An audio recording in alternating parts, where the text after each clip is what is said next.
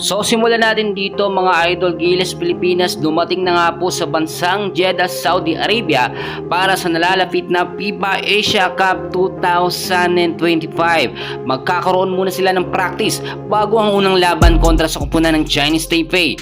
Well, kung bago ka lang, please huwag mo nakakalimutan na mag-like and subscribe.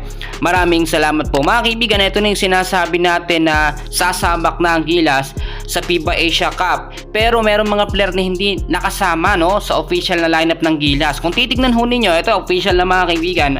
Sa frontline po ng Gilas Pilipinas, kasama po dyan si Japet Aguilar, Junmar Fajardo, Jamie Malonzo at AJ Edu.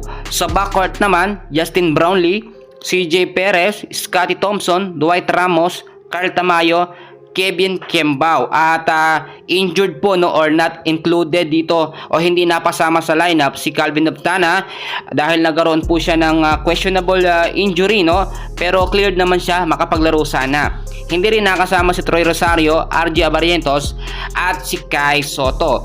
Pero kung titignan nyo mga kaibigan, para sa akin yung lineup ngayon ng Gilas kayang-kayang makipagsabayan. Nakita nyo naman mga kaibigan yung naging friendly game ng Gilas kontra nga po sa kupunan ng Macau Blackbears. Nakita naman natin Justin Brownlee kumamada doon po sa mga huling quarter, and ngayon alam natin kapag wala si Brownlee mahihirapan ng Gilas. But so far kung titignan ho ninyo, may mga pagbabago sa sistema nito nga pong si Coach Tim Con. Possible din na gamitin agad ang dalawang big man ng Gilas, si Japet Aguilar, Junmar Fajardo, at dagdagan pa yan ng AJ Edu at Jamie Malonzo. Ang sinasabi ko dito mga kaibigan, yung assurance natin na manalo nga po sa Chinese Taipei mas mataas na. May mga nakita kasi tayong update na kung saan nga daw po ay matatalo ang Gilas daw sa Chinese Taipei dahil nga possible yung sinasabi na dirty tactics. Well, normal naman na yan mga kaibigan pag mga tournament or kapag ka nakakalaban ng Gilas ng Chinese Taipei, ginagawan talaga nilang paraan para talunin ng Gilas. Pero sa pagkakataong ito, hindi na nila magagawa yon.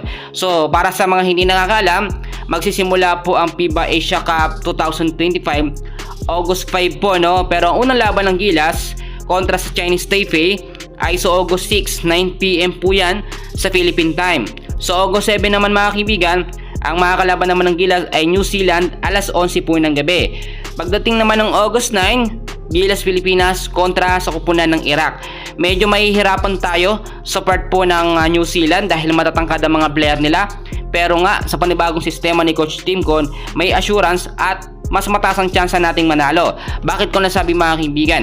Iba na kasing gagamitin niya ng mga pick ng player at magkakaroon ng maayos na rotasyon. Yung mga available po na player sabihin na natin walang Kai Soto, walang Renz sa bando. Yung iba maraming nalulungkot dahil nga hindi doon nakakagana kasi walang Renz, Dahil si Renz kahit papaano mga kaibigan nakakadepensa yan. Pero syempre may mga problema kasing nangyayari na dapat nga po ayusin muna, and so far hindi yun nangyari bago nga po na magsimula ang FIBA Asia Cup. So abangan natin yung mga susunod na update, and please huwag nyo kakalimutan na mag-like and subscribe. Maraming salamat po.